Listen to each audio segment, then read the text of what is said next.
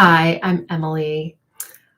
If you've ever been told your whole life you're too sensitive or too emotional or why do you cry so much, this is the right place for you. My life purpose is to empower empaths and highly sensitive people who are overwhelmed and exhausted by carrying the weight of others' expectations to help them reclaim their inner peace, set boundaries, and thrive, transforming their own sensitivity into a source of strength and deep connection. So, I am so glad that you are here today because I have a channel message from Archangel Raziel.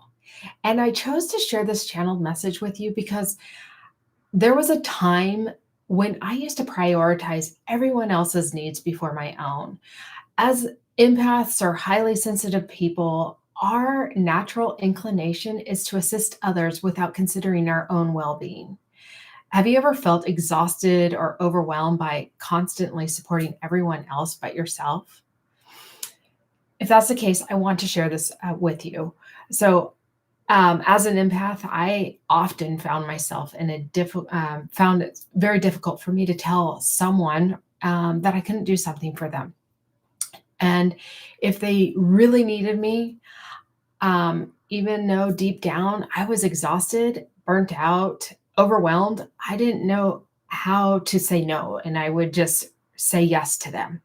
I couldn't speak my truth. Unfortunately, this only created an imbalance in my nervous system to a point where I was at a doctor's office, and my doctor said to me, if you don't stop carrying the weight of the world on your shoulders, you're going to end up in the hospital in a very bad way. I took his warning seriously and I started to research what an empath is. Why do I feel everyone's emotions? And why can't I speak up for myself? After discovering this spiritual gift of an empath, I was able to start embracing my own sensitivity and start to set healthy boundaries for myself.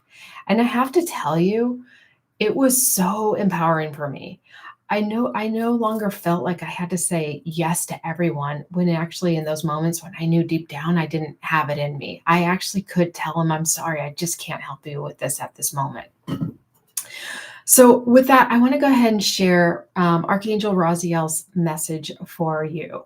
So, this is his message. I'm going to read it because I wrote it down. Um, I just I did automatic writing right after he gave me the message, so I wouldn't forget. So it's saying, being an empath is vital to accept their sensitivity and not try to cover it up. If they do not, then their lives can feel like everything they do is like pushing a massive boulder up a hill. It's very arduous and a slow process that can often leads to great frustration, exhaustion, and disappointment. If you relate to this message, it's because you may be putting everyone else's needs before your own. The boulder represents a weight of everyone else's needs that you're trying to take care of, and you no longer have the energy to take care of what is most important, you. It is time to step away from the boulder, let it roll downhill, let it go, and take care of yourself. As you do this, you will find the much needed rest you need. So I asked him, I said, okay, this is easier said than done for an empath to step away from the massive boulder and allow it to roll downhill. That's not an easy ask here. So this is, and I said, what can you give a tip on how to step away from this boulder? So this is the tip that Archangel Raziel gave. He said, it's important that we reconnect with ourselves. And doing this is simple. He says, what you want to do is you want to reset your nervous system. So he says, take a deep breath in for a count of 4. So you breathe in through your nose for a count of 4, hold it for a count of 2. Then he said, and exhale for a count of 6, a count of 6 with a sigh. So it's a, he said, when you do that, it starts to, you start to, what's the word he's saying? Reconnect with yourself, but there's something with the nerve. It's reset your nervous system, is what he's saying. And so he's saying do this for a round of 3 times, if not more. And he says it's really important to open your mouth on the exhale, and release the jaw and make the sound of a ah. That's definitely a vital aspect of helping reset your nervous system. He's saying by doing this, then your mind is going to go out down into your heart.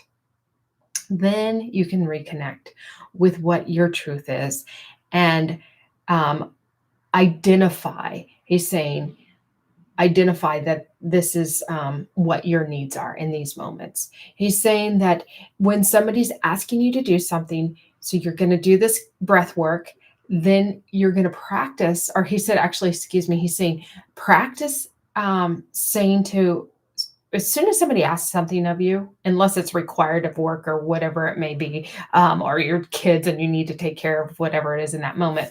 But if it's something that you're just feeling that little rub of like, I don't have the energy right now, he's saying, practice saying, I'll get back to you, do the breath work, and then ask yourself after a few rounds of the breath work, is this request something that I want to do or do I feel obligated to do?